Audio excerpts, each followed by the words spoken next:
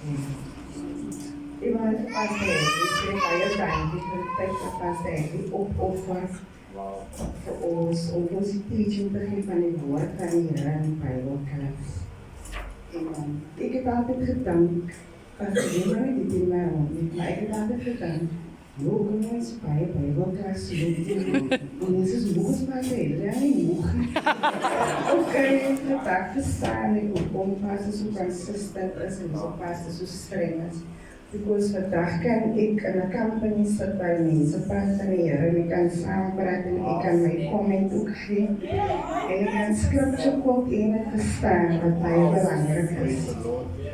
En in Matthew sê het dat 'n mens shall be known by his fruit.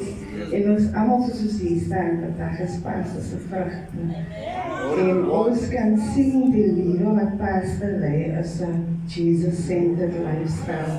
En ek weet dat hy is ook met die wat pastor wil hê, ons almal soos hier staan.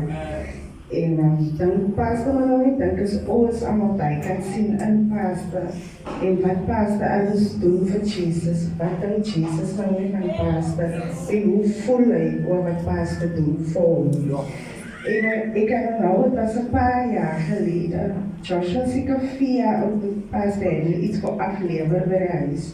Toe vraag ek na my vir hom, Josh, just look through the window, was hooting there.